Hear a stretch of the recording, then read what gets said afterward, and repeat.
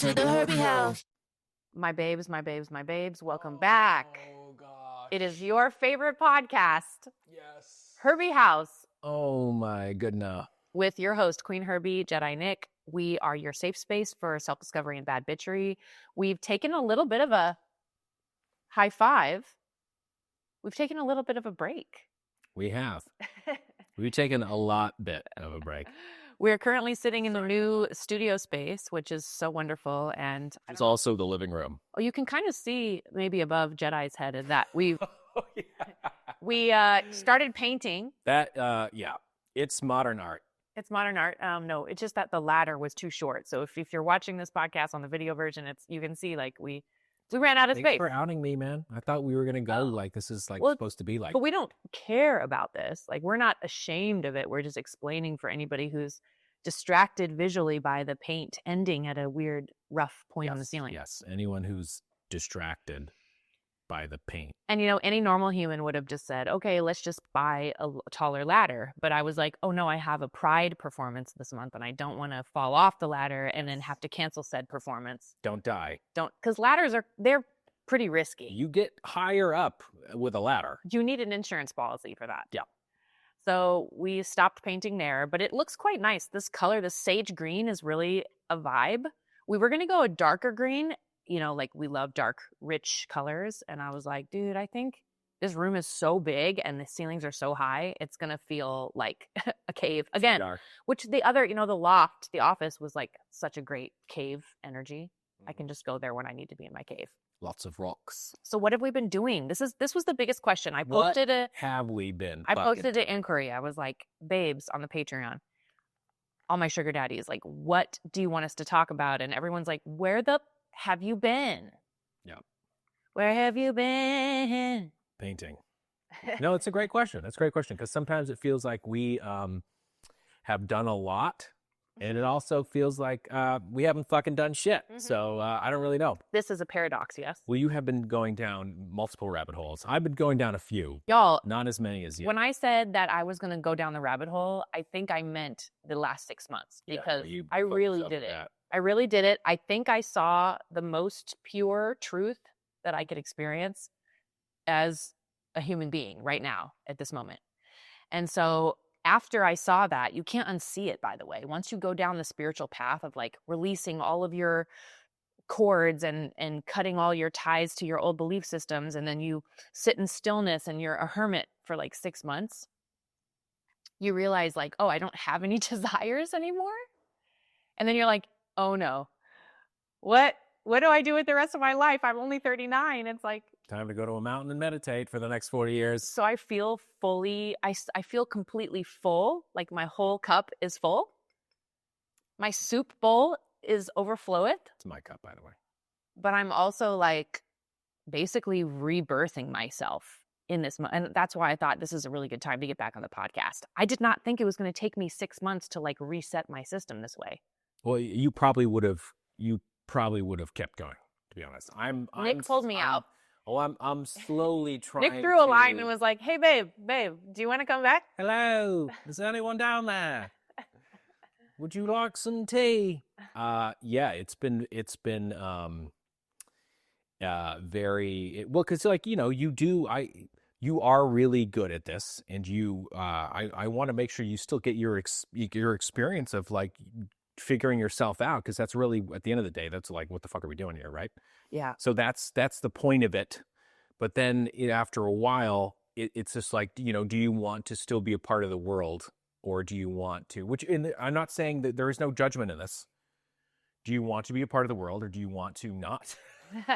Wow. That's where we went. That's where we landed. That's kind of where it was going quickly, very, very quickly. Yeah. And it could also be like, look, and it's also, to be very frank, it's also a question about of timing and momentum. It's like we're also you can do whatever you want to do, right? But there's also this question of like when you have career-wise, it was like if you still want to be Queen Herby and you still want to try to pursue whatever it is we're doing, beautiful movement that we've created, or it's just like like artistically trying to figure out who we are through it, whatever it is.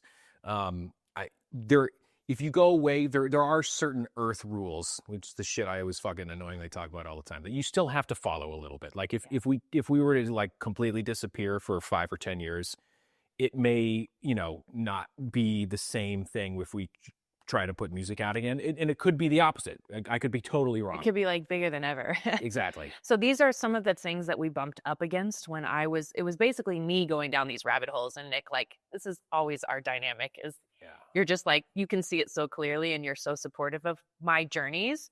And so, well, I try to be, but sometimes it doesn't always come across that way. And I think what the biggest thing that I realized, y'all, when I was in my rabbit hole of like identity and like, who am I and why am I doing this and what is the point in the world? By the way, the world is also having meltdowns in the background. The world is going through a lot of... Wow. So I was actually happy to not be on social media, to not like, I was like, oh, I needed a second to think about this in a deeper way, because I know that my dreams are still in there somewhere. They just have taken on a whole new context. And I, even coming back to writing music again, was kind of like everything was new. And I really needed that. I actually really needed that, y'all. So I'm excited. I think it's the perfect time for me to come back and be like, hey, here I am, still alive. I'm going to go on vacation this week and like cut my hair off. I know there's like hardly any hair left to cut. You can see I pulled some of the black hair dye out, so it's slowly like fading. I don't know. I still do love the black. It just, one day when I was going through this rabbit hole, I looked in the mirror and I was like, who is this person? Like, she's so dark. Like, everything is so heavy. And I just have got really honest with myself. And I guess this is what being an artist is. But and what we were saying the other night too, was it last night? We were like, oh my God, being an artist is spiritual. I was treating them like two separate things. Right. And I was like, well, actually, I think this is the whole fucking point. If you can be an artist and have that, just like you're just relaying or communicating or channeling what you're experiencing, and you could, like, you're never going to run out of any ideas. You're never going to write. So they can feed each other. Yeah. It's not always necessarily that way. And especially if you're in commercial music, it's not always necessarily that way. But when you can get it right, quote unquote, or you get on topics and things that other people connect with, then it's the most authentic shit. And it's the most, we were watching all kinds of stuff. Recently we watched the Timothée Chalamet, the Bob Dylan. Bob Dylan movie. No, they should have just called it Bob Dylan movie. Wait, come on. A Complete Unknown. Yeah. Nowhere Man is the Beatles song, because we've also been watching the Get Back doc. Yes. Again, I've Get seen Back it like documentary is the Beatles, y'all. And what's really crazy about this is, like, you see Timothée Chalamet is great, but like but when you see the actual, they fished this footage out from like 1969 of like 26-year-old Beatles, like in the studio, like playing instruments and writing music and rehearsing. And it's so cool from the creative standpoint. Because another thing I did in this rabbit hole, y'all, was get back in touch with why I started doing this in the first place. Like, I ended up with an $8 microphone in the garage, like just making weird noises. Like, we have some... Is it really $8? It was like a used version of a $50 microphone on Amazon. I know, right? We were literally recording on a like $10,000 Sony C800. This is the microphone that was $8. I think it's like $50 if you pay for a brand new. There's somebody returned it probably. Crazy. Returned it. And I just sit there in the garage and I sing like this, and I've been able to connect with the muse or the divine entity that I knew she was always there, but I was like, how do I do this consistently? And it is work, and like, I just, thank you for your patience while I went down this rabbit hole. And now it feels like the perfect time to come back, because now I get to share with you this new me, like experiencing all this stuff again for the first time with these new eyes. See, and to me, I'm always like, that's a fucking song. Yeah. On this whole 6 months, I was like, Nick, every time. Most people are operating from strategy, and I want to operate from integrity. And you were like, write a song about it. That's a song. And that is still my favorite way of getting my art out. I still love making music, and we had so many beautiful questions from the community. Oh, yeah. So we're going to dive into this Q&A, y'all. And thank you so much for your patience. We're going to, there was like over 150 questions. So we are going to need to like break this out into a bunch of different episodes. So hopefully y'all hang on tight.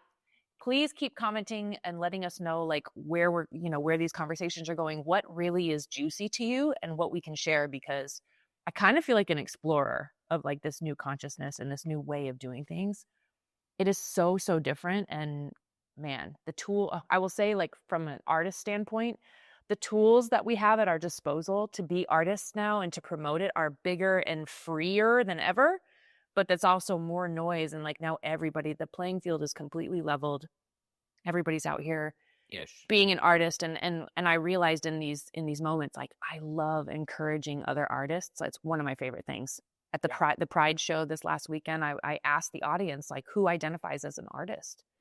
And it was like most of them. 3 people. And I was, of course, at a Pride event, like they have done deep self-discovery on themselves. Like people that are able to live their full truth without the fear in a world where you're still under attack as a queer person.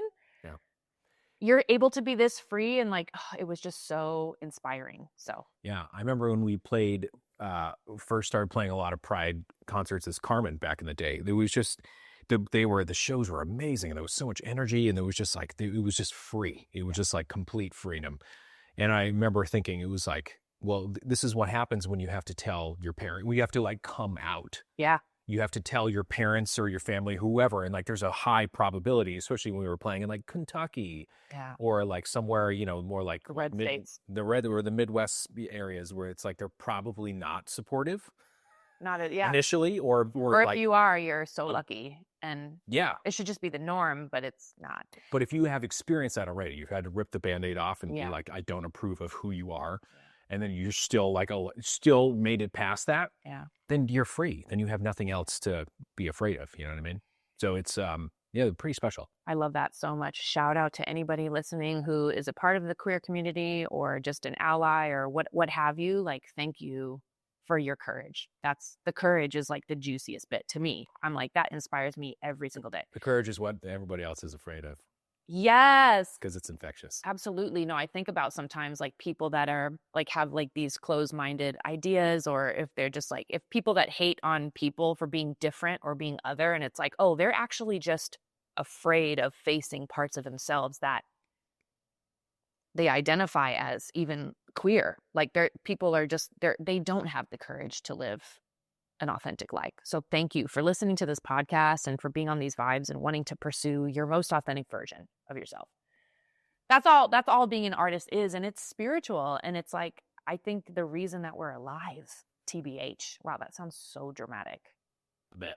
Yeah. It's the reason we're alive. You're welcome. Let's go on to the questions. And podcast. Okay, so again, way too many amazing, delicious questions. We are just jumping through like 10 questions today that I thought were like really relevant to me and Nick. Mm-hmm. I saw a bunch of requests for me to have guests, and so I'm going to kick Nick out for some episode. Yeah. Because I just like the intimacy of what I learned about myself in this rabbit hole. I like the intimacy of connecting with people one-on-one. This is why the meet and greets on tour are so important to me. Like one of the comments was like, Queen, have you ever thought of just going on tour and doing meet and greets, not a show? You would love that. I was like, whoa. You would love that. How dare I do that? But then I was like, what is that? Would that be like a book tour? Like, what is that? Yeah, she wants to do like you have to have a reason to go out and connect with people? That's weird. Wow. I mean, you just might not have as many people come out, but do you give a shit? You also won't have any production necessarily. True. It makes it easier. You can just go. And a microphone and a couple lights. Tourist things with my babes. Okay. Well, the first question, Elena Bori. Oh my goddess, I've missed the pod so much. We love that.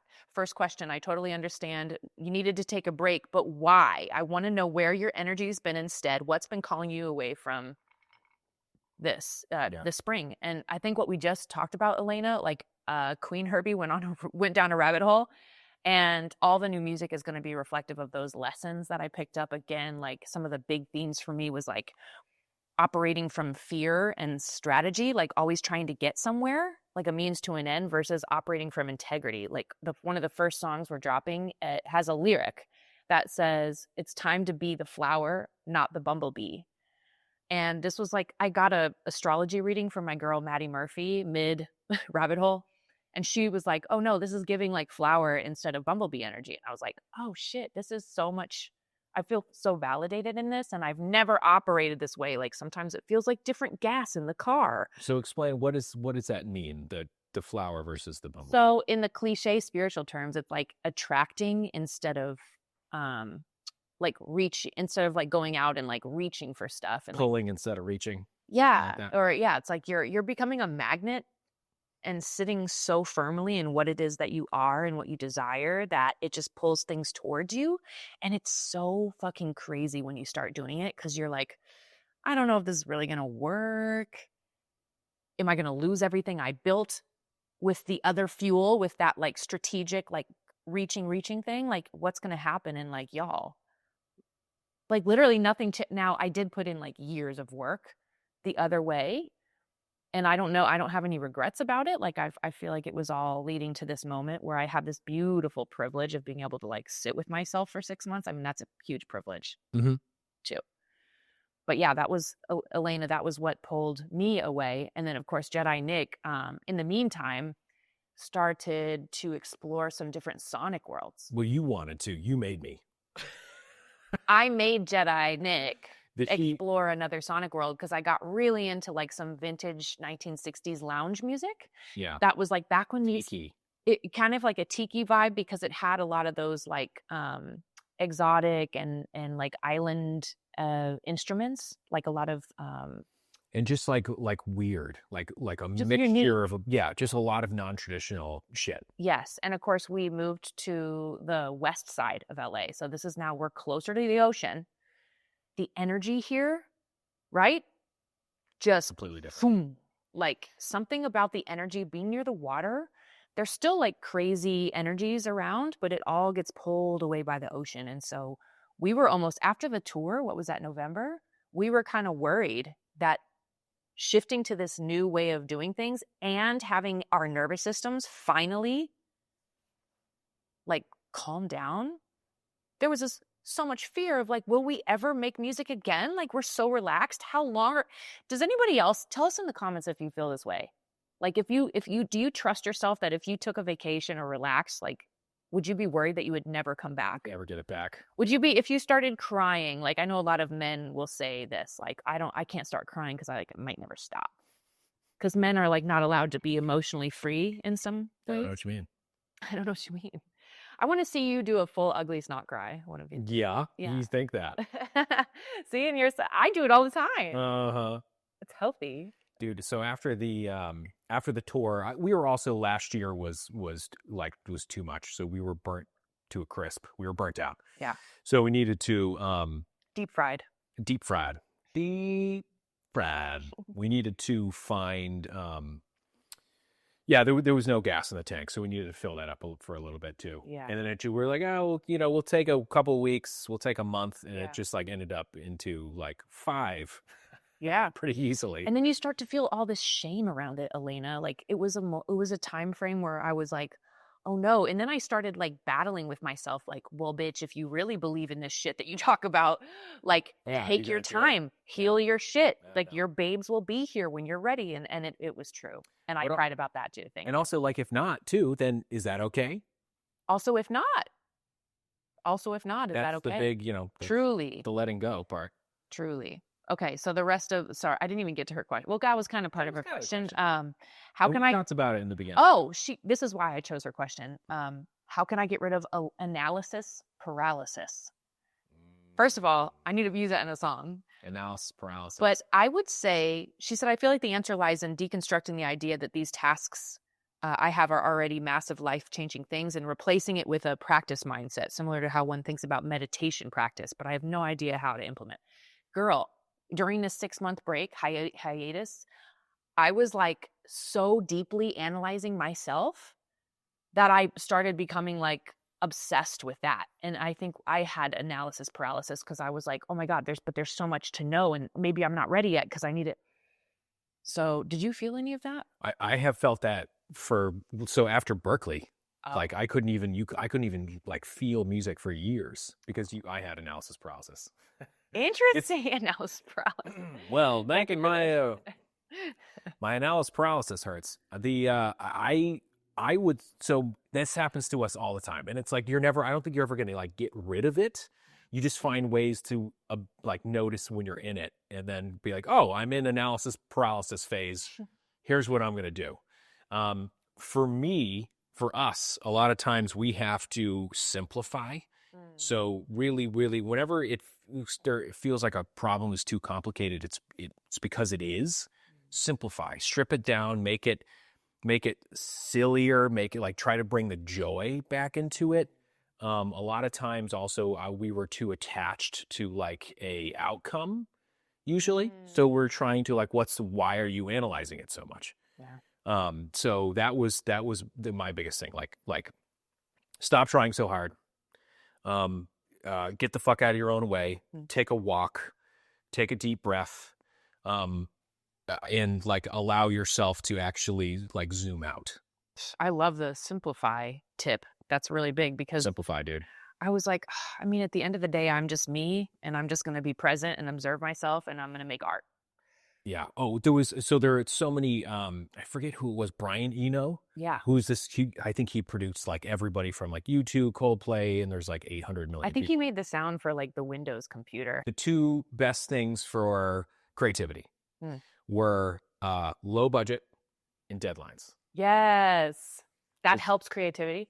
Yeah. He's like, no, that he's found. He's been doing it for 40, 50 years, whatever. He's like, those were the biggest things that he found that actually helped make like the best music or whatever. It's so true. And that's kind of going to be our strategy moving into the next era of Clean Herby is like, how do we get back to just like posting frequently, like giving our best art, but like we don't need to overdo it. Like when I was in my thing and I had analysis paralysis, I was like, but today, like I can just open my phone and make a quick video and post it. Like it doesn't need to be and oftentimes a whole production. They can be better performing too.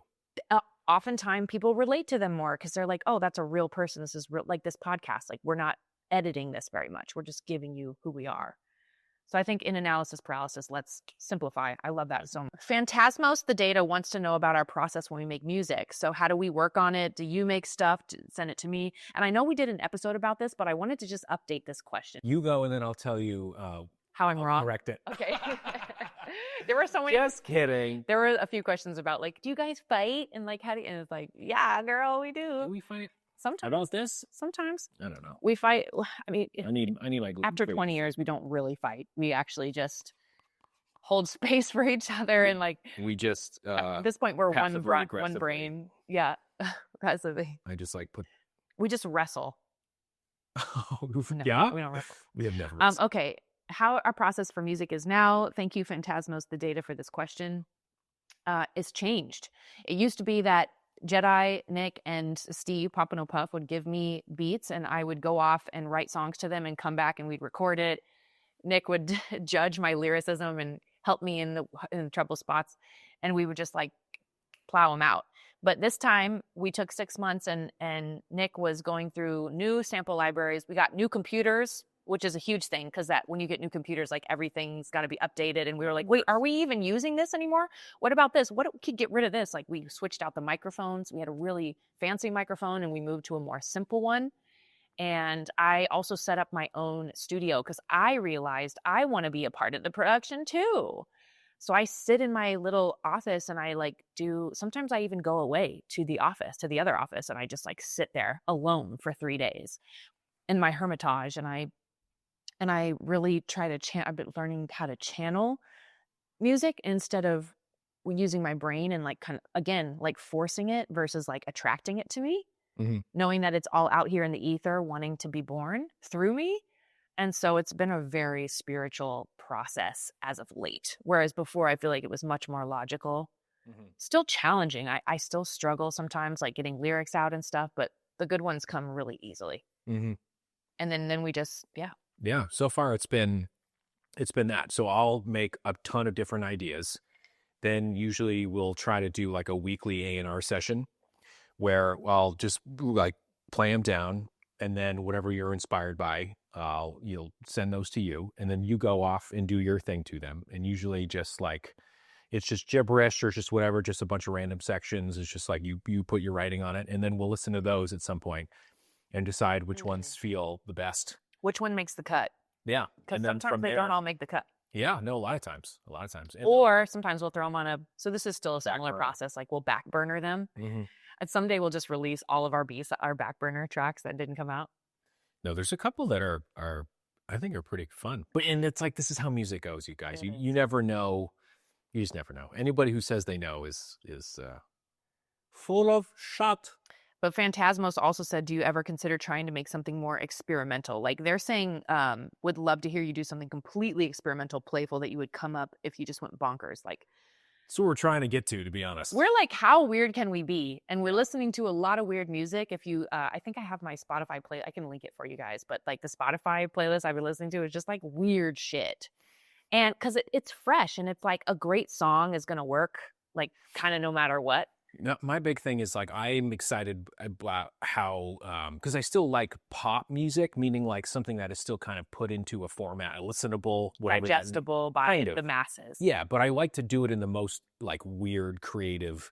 I like to see how far you can go to get that done. Yeah, because like there are a lot of ones like the Gautier, like somebody that I used to know, like. To me, that, you know, at the time when that came out, everything was like very kind of sounded like brokenhearted. Like it was very super smashed, super wall of sound kind of thing. And here came is like ding ding ding ding ding. It's like what? Yeah, what the? And it was, you know, so well now it's big again because Doechii put anxiety on it. So there's a. I love that. She gave it anxiety. She slayed that. Now it's on Xanax. Yeah, so that's what we're always trying to do, and to be honest, this new stuff is pretty. Who knows? Like to us, it feels pretty experimental. A lot of times when you're in your own shit, it feels so different. But actually, we've really like barely. It's gone from here. It's gone from here to here. You know what I mean? So we'll see. We'll see what people think. But it's definitely. I used an AI tool to analyze the demos of the songs, and it was like electronica, house music. I was like. Yeah, okay. Yeah, I was like, okay. I think it's so unique that the AI can't even recognize it. Milia Scality. Well, that's a cool name. Do you guys ever fight or get frustrated at each other when you're working on music? If so, how do you navigate through it to create the magic? Love you both so much. Yes, we will have disagreements, but we are getting so good at holding space for each other now and just being like, cool, you need time to be upset and irreverent. Great. Mm-hmm. For both of us. I do it all the time. I think I had to also not try to be a control freak with everything and let you, because like if I'm actually being a good producer, I have to allow you to like, you have to put out what you want to put out. Yeah. So I can help and offer what I think, you know what I mean, and shit like that. But really, if I'm doing like what I should be doing, then it's you're calling the shots. I can offer sprinkles of whatever here and there, but yeah, there are definitely times when like we were talking about with the A&R process too, where I think some ideas are good, and you'll kind of be like, dude, what? It's becoming so obvious to me, like when a track and one of my song ideas on top of the track, just like they just hit. Yeah, like it just flies. Like the energy is just, and becoming honest enough with yourself to know that. Yeah. Is actually the trickiest part about being what we do. But it's also like the simplest. So like ask Dr. Dre, like simplicity, what's like, how did you like, what's the process of like, how do you make a hit song? And he was like, it's the hardest thing you'll ever do it at the same time. It's the easiest thing you'll ever do. Yeah. And then like walked away. And they were watching the Beatles work too. Cause like they were fighting. At the time that this documentary was, if you ever want to see raw musicality being done in a room with like 4 of the most successful musicians of all time, it's a great doc. But it's like you could see like they would. They're out of tune. They're not singing. They were forcing themselves to like be like you have to make weird shit. Yeah. Sometimes they would just have these, what did they call it? Freak outs. Freak outs? Okay, not freak offs. Too relevant. That was years later. Freak outs where they would like make distortion with the guitar, and like Yoko Ono was in there and just like screaming. You know, and I was like, oh my goddess, this is how you continue to keep everything loose. So we're learning like keeping it loose, keeping it simple. And one of the big things for us this time was also like having fun. So no, we can't be fighting. I think the only thing we ever argue about these days is like revving each other up. Like, is your heart in this? Like, let's fucking go. And like, to be honest, you have to like really keep an energy of like passion. Yeah. And that's the only thing we fight about. Well, the only thing we really fight about is social media. Because I'm always like, how do we find out habits or like systems where we can post more? Yeah. And you're like, get the fuck out of my face. Yeah, but we also Pretty much. have noticed in this little 6-month break how much our phones are controlling our lives. Oh yeah. We have tried to develop habit. Y'all, this thing is so addictive. Your phone is your biggest enemy if you're a creative. Did you just look for it? Because it's right here. I was looking for my phone and I'm recording the podcast on my phone. So it's huge, huge, huge to keep that in mind. Oftentimes if we're arguing about something, it's because we've lost focus.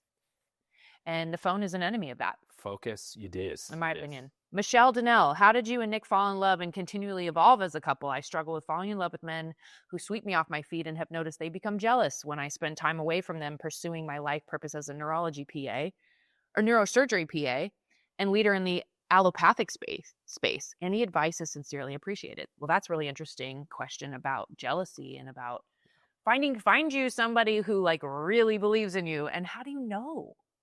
Yeah, I don't. And how did you not feel like jealousy and weird like when Carmen broke up and it was like now it's all about Queen Herby? Like I feel like that would be a natural place for you to become envious for a good reason. Oh yeah, I am still, and am just burying it deep, deep, deep down. That's it. Your favorite podcast. We keep it real. And we're breaking up. Thanks for your question. Okay, hold on. Let me think about this. Well, I mean, so for me, it's, you know what it really comes down to, I think, is like, if you do want to be, it's hard. It's hard. I don't know if it's ever I think the honest answer is it's never actually really perfectly in symbiosis. It's always like a little over here, and then you catch it right in a moment as it drifts back over this way. Yeah. And you're kind of always like figuring it out. But, because we have changed quite a bit, and it's like you have to be down for the next thing. But to your point where like you fall madly in love, and like, because there was a time when we first started dating and it was kind of like it started to get like really serious really fast, and I remember being like, hey, can we just keep it like fun still? Can we keep it like light? Yeah. You know, can we just have sex with other people? You know, I think you have to be centered in yourself first. Through all these relationships, people think like the other person's gonna save them, and it's gonna like create this, and that's like almost always never gonna end well. Yeah, if you want to be in a partnership with somebody, you're gonna see all the dirt and the grime. Yeah. And you have to know that your dirt and grime is not greater or less than theirs. Like everybody's got dirt and grime. Yeah. And so it would be, I wanted to honestly acknowledge like, oh, killing Carmen, like Nick is no longer in the spotlight like he was. And that, like, that would, most people would be like, what the F? Yeah. But to be honest though, like it was not, I'm way more natural on the other side of the camera, especially for what you come to find. Yeah. I didn't at the time. I was just following my heart, but the fact that you fully supported it, I think, is rare. Yeah, well, it gave me a new thing to focus on, I think. And I knew I had seen your talents in production and like the way that you notice, movies and shots and stuff. I was like, it would be cool if he's down to like help with that stuff. Yeah, because of course I can figure it out, but I'm on camera. So there's been days lately though when I'm envious of your position. When I'm like, oh, it would be nice to not have to like put on the thing and do the stuff. Like I would love to like. So interesting. Yeah, I'm telling you. So I don't know if we answered that very well, Michelle, but I think the idea is knowing when you go into a partnership that you're just going to have to figure it out.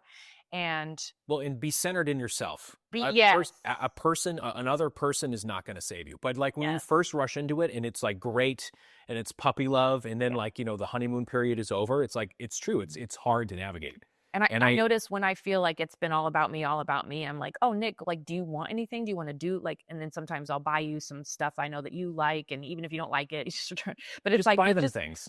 It's helpful. Like when you're thriving and winning, that you make sure that your partner is also experiencing your joy, because then it feels like it's all about you. And that's just a little But a lot unbalanced. of these, your partners, your guys or whatever, like they do need to respect that this is what you do. Yeah. And like, and see your talent and want the world to have it. And enjoy the fact that you're doing it. I think that's really, instead of like being like, no, it's about me. It does have to be. You have to actually be rooted in yourself to be able to have successful relationships. I feel a lot of my babes on this in Herby House are caretakers, and we tend to attract people on the opposite side of the spectrum, which would be like more people that take more advantage of, like more of takers than givers. And it is hard to find a partner that is balanced in that way, especially if you're literally doing surgery on people. That's incredible. Anthony said, self-reflection and identity evolution. How often do you find yourself comparing who you are now to past versions of yourself, whether that's Carmen or even earlier chapters? Do you ever catch yourself measuring your current self against future versions of who you want to be? So it's this interesting like identity, like, oh, do you ever think about who we were back then and who we're going to be in the future? How you navigate the balance between honoring your growth, staying present in who you are, and still having aspirations for who you're becoming, both as an artist and a person. Deep, Anthony. I look, there used to be a time when I would look back at the Carmen stuff and cringe, and I had to like go. I still do sometimes, to be honest. And now as like the girl who went down the rabbit hole for 6 months, I know that when I have something uncomfortable arise in me, I need to figure it out. I need to be like, what is this? And you start getting so curious and observing yourself and asking like, why do I feel this way? Oh, because I didn't like the way my hair looked, and oh, people made fun of me because I was like being silly and I'm a little bit awkward on camera. And you start to just be like, okay, well, what if that is true? What if I am awkward on camera? And what if like this was an awkward time and it is cringy, but like I'm thriving. I'm still alive and like enjoying what I do. And so it does take time to like work through some of that. And it was so like interesting how that just took time to get used to. Yeah. And then now as who I am, I always think I'm like the highest version of myself. And then like I'll unlock something, babe. And I will be like, wow, the future me is even cooler. And then I try to anchor that in, like changing my hairstyle or like buying new clothes to make me feel fresh, or writing a song that has really unconventional instruments in it, just to like keep pushing myself into this version of me. And then the new hack that I have is Chat GPT. I started using it like this week, y'all. I was like, no, I'm not using that. I put it on my phone and I asked it like, how do I live my best life or whatever? And it gave me prompts. So this is where I think that AI is kind of useful, is that it can kind of help you break down, like it can kind of help you really focus on who you are. So it was like, well, what do you enjoy doing? What things are you doing when you wait? Time goes by and you don't even realize time went by. And you answer it and it uses all that information and helps you fine tune it.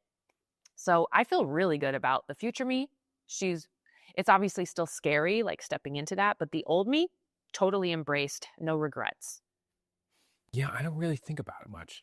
Yeah, well, you don't watch old videos of yourself not really as much. I know it also probably makes you feel kind of cringy because you're like, I'm still sometimes. Who was that? I don't seek it out really, but I don't really think about it too much. I don't really think about it too much. Yeah. It's maybe not even like in a I'm like, maybe I should more. Yeah. Like we just pulled all our Carmen plaques out for the first time in years. Yeah. Because they were just like, we still have not hung our Carmen plaques. Yeah. And there's a lot of them, but so we're healing that actually. We were kind of like, look, what are we like? Why? Like, are we over it? Like, just, it was cool. Let's just like, let's see them at least. Yeah. Put them in places where we, can be reminded of like, oh no, this is a thing that you did. And maybe let us know in the comments if this is the same for you. But when I look back at old versions of myself, I see the DNA of who I have become. Yeah, totally. There always was this piece of Amy that was just always there. And I love seeing that. And I focus on that instead of the stuff where I was still trying to work things out. Plus when you're young, you're so impressionable. And I was a people pleaser very much. So I was just doing a lot of that stuff because I was being told to, or like that it was cool. Yeah, that's a hard thing for me too. Like actually valuing your own opinion more than someone else's. Yeah. And then making decisions based on that. That's actually way easier said than done. Way easier said than done. Yeah. So be easy on yourself when you go through your identity crisis. Like I did this last time. I was like, all right, next question we have from Mel. Mel wants to know about boundaries, establishing them, maintaining them, respecting them, how to hold personal boundaries while giving space for others to do as they will. Relationships are hard, period. Next question. Not sure how you manage being public figures. She was really giving us credit for that. She said, I tend to struggle when I encounter another person expressing low vibrational behaviors. Mm-hmm. Would love any insights you have to share. So what's the question? Boundaries. How do you establish, maintain and respect boundaries? Because when I was young, here's kind of leading into the last question. Like when you're younger, you just let anyone and everything into your field. Yeah. And you do have to sort of put these baby walls up of like, oh, I'm not going to actually tolerate this behavior and I'll still be kind, but I'm going to. So firm, kind, but firm. Kind, but firm. Is a big thing that we always say. Because to be honest with you, like my big thing in life, most of the things that I learn from are experience. So we've had a lot of experiences where we did not put up boundaries correctly. Yeah. And still do, to be honest. Yeah. But like at least it's less as often. Yeah. But we've had so many experiences where that, you know, you pay, you just have to pay the emotional toll, or you have to pay for it later by not wanting to be uncomfortable for those 10 seconds while you're setting that boundary, and you end up having to deal with it for 2 years later. I know. So that's kind of a way to think about it too. You know, like you just kind of, make the fence now so that you don't have to deal with the invasion, or you have to deal with getting all the ants out of the house later. Good. I think people more than ever are able to, like, because we have these phones and these devices, so like you're not actually face to facing like this younger generation barely even has FaceTime with people. They're not partying, they're not even having as much sex, I guess. Oh yeah, right. So I feel like it's They're not easier. drinking. Yeah, it's a little easier now. Like if I get a DM from somebody that I'm like, oh, they're kind of like a strange energy, I can just send them like heart emojis and like that's enough, right? For that, it doesn't mean like, oh, I got a DM from this person, like, let's invite them over for dinner and start a business together. So exactly. And that's another big thing too. Like it's taken me a long time to learn. So you stay within yourself and don't extend yourself beyond you. How does that feel in your body when you do that? It feels uncomfortable. Yeah. It feels uncomfortable. Okay, because there you go. It's going to be uncomfortable. It's going to be uncomfortable. I'm an excitable person. That excites. I have a lot of energy. I like to be a lot of energy around people. And when I like people, it's great. But then like after my 2 or 3 hours being with people, I'm like, I'm tired. I'm fucking out of here. Yeah. It gets easier. And that discomfort starts to be a lot more dull because you also get tired. Yeah. You eventually get exhausted. You run out of fucks to give. Yeah. That's so much of life. Getting older is like you just run out of fucks to give. You do. In the best way possible. It's like a fine wine. Fine wine is run out of fucks to give, and we love to sip her. It's like fucking wine. I watched Mary Poppins this week because I watched the one with Tom Hanks where they talk about the making of Mary Poppins. I forget the name. Saving Mr. Hanks. Saving Mr. Banks. Again, they should just call it Mary Poppins. Anyways, Mary Poppins the character is firm and kind. I was studying the character of Mary Poppins. Like, she comes in with her umbrella and her suitcase, and she's got all this magic, or it's actually a carpet bag. It's so cunty. I love her. But she's like, with the children, she's dealing with them and giving them all this love, but she's also being like, hey, but you do need to clean your room.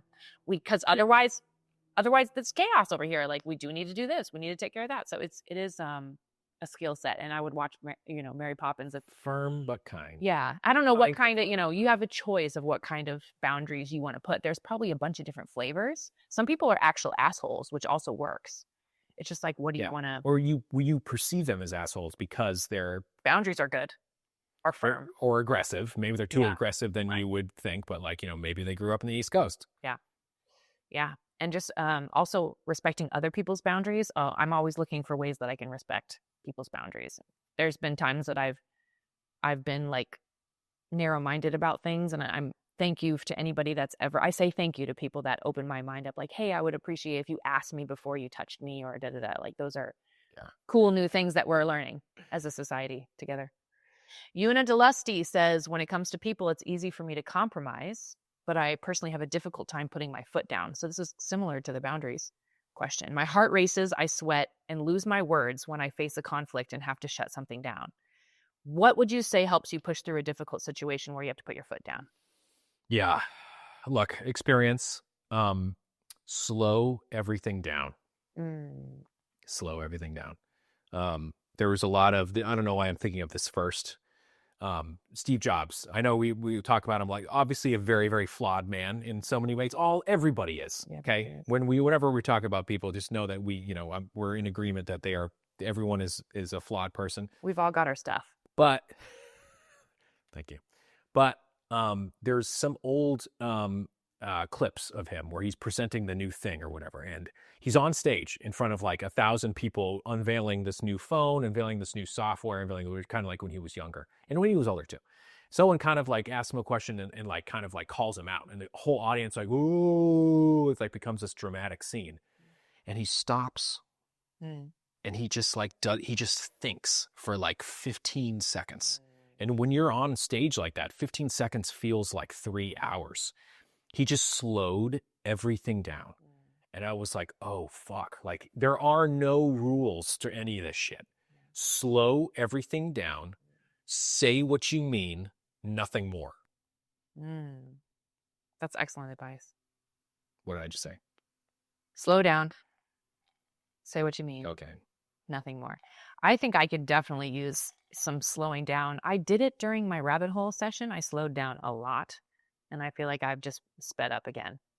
Sneaky. It is. And again, finding it is never going to be like, you're never going to be in 100%. We're done with that old thing. It's like, it'll keep coming back a little bit. It's always a wavering, yeah. Yeah. So good job to everybody that's working on themselves. Boom, boom. Yeah. Mia, when I saw this post announcing you want to drop new podcasts, I nearly cried. I've been going through a phase where I'm re-listening to your podcast every day. Love this. Mia's question is about money, a positive mindset around it, how to be smart, how to seek abundance without being stuck in desire. I know. That's interesting. No, I know. So this is, it's so easy to do. It's so easy to do because that's a really good point, because desire can actually be the thing that's keeping you from your abundance. Wanting something so badly and focusing on the fact that you don't have it is like how you don't get it. So we've mentioned this before, but it's like flirting, right? So like boy likes girl. Yeah. Because boy likes girl so much, he's smothering her with, I love you, I love you, I love you. And her natural response is to be like, you don't. And goes over here. Then suddenly boy is over girl. Then girl is like, wait, where'd you go? Then suddenly girl is interested in boy. Yeah. So it's kind of that relationship. I think you kind of have to actually completely let go your desire of money. Again, not super easy sometimes. And then flirt with it. Yeah. Flirt with the universe about like manifesting it and creating it. And when you have your moments where you're actually released the desire, then you can then you experience the feeling of having it, whatever you're looking for. And they say like a minimum of 17 seconds, whatever. Just experience the feeling of having it from a surrendered state, which does not, I know it can sound very convoluted, but experience the feeling of having it from a surrendered state. It's counterintuitive. I feel it completely, feel it for as long as you can until it naturally runs out, and then move on. Like honestly, like forget about it. Go do the dishes or something. And I think that's helped us a lot, because trust me, nobody are more tryhards than fucking us. Yeah. And so when we learn a new technique like that, like manifesting or whatever, like obviously we, would go too hard. And also the relationship to money for me, because I was raised in a household where my dad was like, it's so important. You have to count everything, balance your checkbook. That's why we chose checkbook records, because I was like, oh my God, this is like a deep program of like being responsible. Like nobody writes checks anymore either. And being sustainable. Like we still drive like a used vehicle. We share a car, y'all. People are so upset by that. They are, and it's dirty. Like, well, the outside, the inside is fucking. The inside's dirty too. Oh, because we have dogs. Yeah. So it's not, but we're not. We decided to prioritize different things. So for us, money, maybe that's kind of how we're flirting with the universe too, because like we never have to deal with car trouble or anything, because we just have a dependable thing, and we don't need to stand out in that way. I don't really need a reason. We're not flashy like in many ways at all. Yeah. And also something I learned is I let go of things really easily. So like, oh, I got this new necklace that I love, and it's like a year later so you start to understand also that money and objects and things are not important. Like I was very materialistic in the beginning of Queen Herby, and it's changed so much to the point now where I'm like, actually less is more. Simplicity again saves your life. So not to say that you don't want more and more money, but I would focus on the feeling that you want to have. Why do you want the money? Oh, I want to build a theme park for spiritual seekers, which has been one of my new dreams and desires. And I was like, holy shit, that's going to cost like $100 million.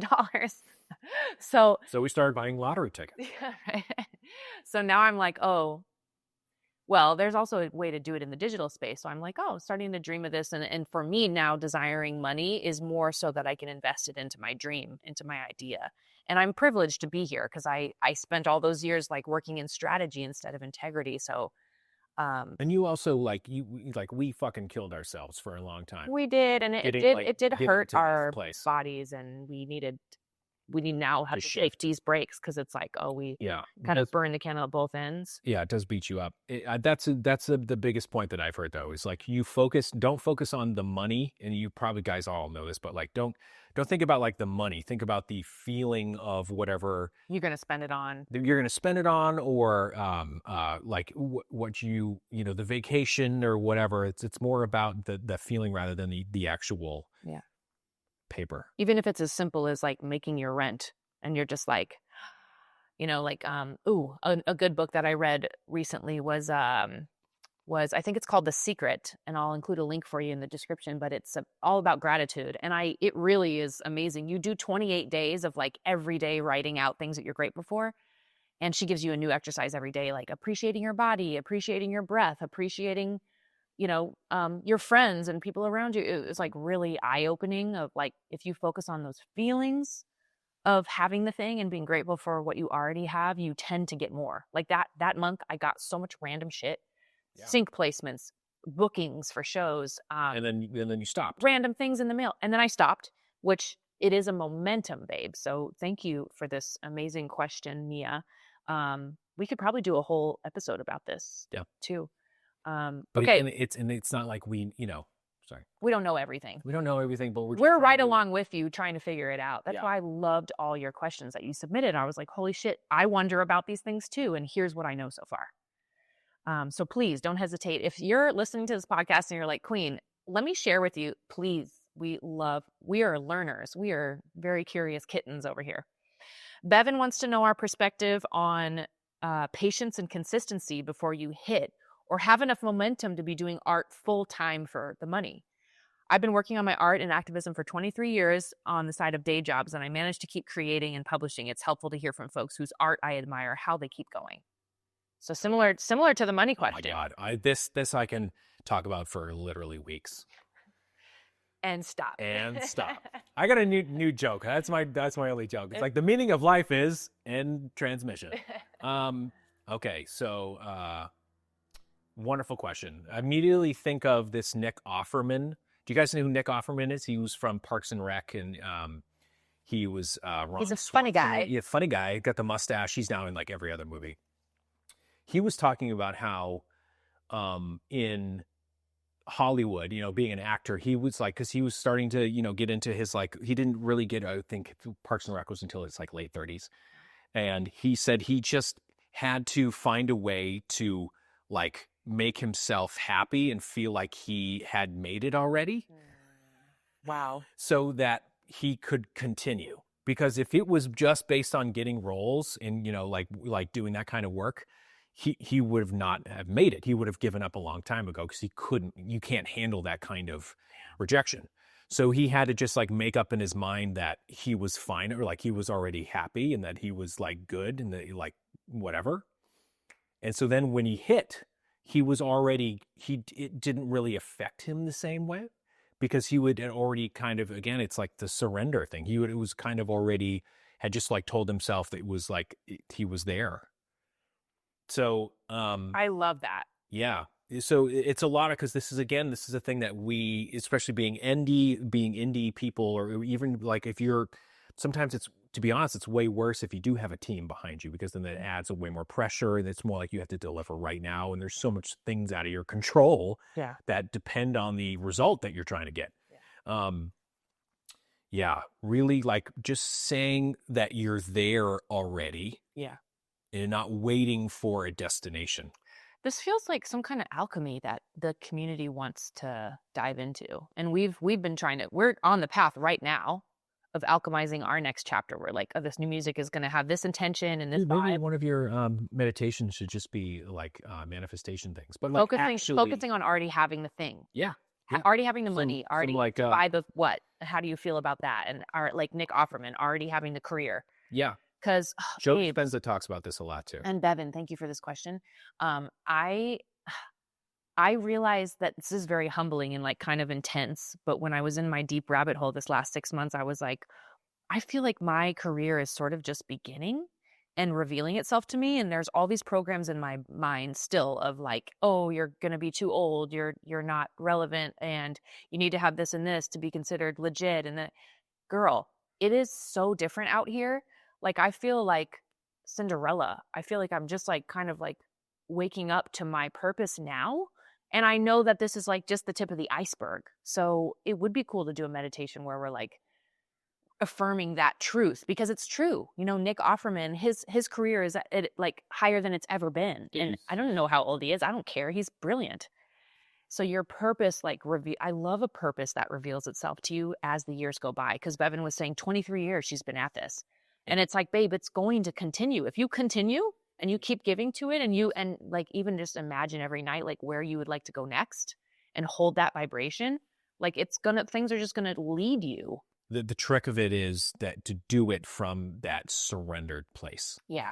And that's where it fucks people up, because it fucks me up too. Because I for so long I was desperate for the thing, and it just burns you out. It burns you out, and it kind of like it creates this oscillation of like oh fuck and it's like that's not sustainable either. It's too much. So there was the patience thing is really big for me, because it is a superpower. And if you are able to convince yourself that it's that timing doesn't matter, yeah, then you're free. That's a big one. It's a really big one. And again, with something we struggle with all the time. But if you can, we have to remind ourselves to come back to like, well, what if like Tina Turner didn't have a number one till she was 41? Yeah. The examples go on and on. George Clooney, no one knew about him till he was 35 in ER. Like, there's just all these examples of people who, and then you get to like the Emily Dickinsons and is it Van Gogh? Yeah. They weren't fucking famous when they were alive. Yeah. What? Yeah. And now they're revered as this huge, like, and that's the comedy of the whole thing. Like the divine. You have no control. You have no control. So you have to surrender. Let it go and do it for the love of fucking doing it. Yeah. Death is the ultimate surrender, really. I mean, okay. We're going deep. Like I learned in this rabbit hole time frame that I had too, that like timelines kind of collapse themselves when you're like in your flow state and you're focused on the energy of becoming the thing and like the gratitude for having the thing that you've always wanted, and you're not attached to anything. And like the universe starts bending to your freaking will. And it's like, but holding that consistently, I'm still working on it. Right. And we're going to do this together, babes. Like I am not interested in doing this alone. This shit is crazy. Kind of is. But the timelines collapse. Like it doesn't matter if you're 86 years old. If you hit your thing and things start falling into place, like all of it's going to happen. Dude, like Ian McKellen, like all these people that Christoph Waltz, like people knew them because they had been honing their craft on Broadway and all this shit for 40 years. Yeah. And then suddenly you're Gandalf or you're fucking Magneto or whatever, you know what I mean? It's just like, okay, here we go. You know, it's a very, you have no control over the timing. You just have control over how you want to feel. How you want to feel, I guess. I am dead. Okay. Last question. Because we've been talking your ears off all day. Yeah. Lauren Caddis. This is a bit of a personal one. I'm dealing with a massive energetic shift that I made a year ago from where I thought I wanted to be career-wise. But the universe has been testing me and ultimately protecting me from some very unaligned people and places. And I'm realizing I'm kind of stuck between a rock and a hard place of continuously working hard for seemingly no reason at all, with little recognition in a place I don't actually belong, while knowing deep down in my core that I'm meant for greater things. But my energy gets so drained by the life that I've chosen for myself to shift my focus solely on whatever the divine thing I'm meant to be doing. So she's saying she's just feeling a little lost. What tips do you have for someone stuck in between an energetic limbo of where they currently are and where they're meant to be? You're going to know more than me. Well, I was in an energetic limbo for 6 months, so let's talk about that. I feel like you get in an energetic limbo like every 2 to 3 weeks. What? And not in a bad way. And okay, like, Lauren, we're pros at this. And like in a way of like, you know, of figuring out who you are, you know? Yeah. Yep, absolutely. Some new thing will present itself and you'll like, you know, Yeah, and it is wild when you are I feel so privileged and blessed to be an artist like full time, you know? Like I had a day job with a headset and a cubicle and like that was actually some of the most amazing shit I ever learned in my life. And I still think about those days like with so much love because I did not see myself getting here. You know, I had a partner in Nick who was like, "You need to quit your job." And I'm like, "Babe, I won't have any money though." You know? And I was like, yeah. Just figure it out. You had a lot more confidence than me. To me, it was more of a risk for you not to try. Isn't that wild? And now I'm seeing on the internet, there's so many ways of like putting your talents out there in different ways. Like, something I would love to do someday is like make an online class about something that I'm passionate about. Well, and like, I'm going to make you do that at some point. Because the connection with y'all is like so important to me. And I love when we're on these journeys together and we get results together. But I would say, okay, let's see. So when you're stuck in between, yeah, that's a very confusing place to be. Well, I want to be here, but I'm here. I don't know if I don't feel comfortable giving advice in these things because you like it's your path, it's your thing. I don't know if there's any right or wrong. Well, you told me to quit my job and I was terrified. Yeah, but I know because I was in the situation with you. Do you know what I mean? Yeah. So I'm not in. What do you think? We were just going to be prostitutes? Hopefully. Jeez. Still waiting for that. Fans only. Sex sells. Sex sells. Hi, Nick Ninnon.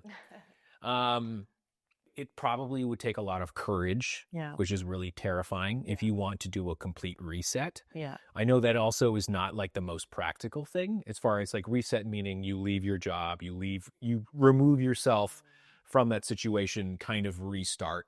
Yeah. Some babes even have kids and big responsibilities outside of their passion. Like, yeah, y'all are superheroes for that. Yeah, no, as soon as kids come in, it's like Jesus. I've observed like some of my my close friends who are in kind of a similar predicament. They have had the courage to shift in like little baby steps. So, because you have your whole life set up and you're like, oh, I feel very stuck by this. And by the way, babe, I've felt stuck in my life. So I wonder if it doesn't really matter.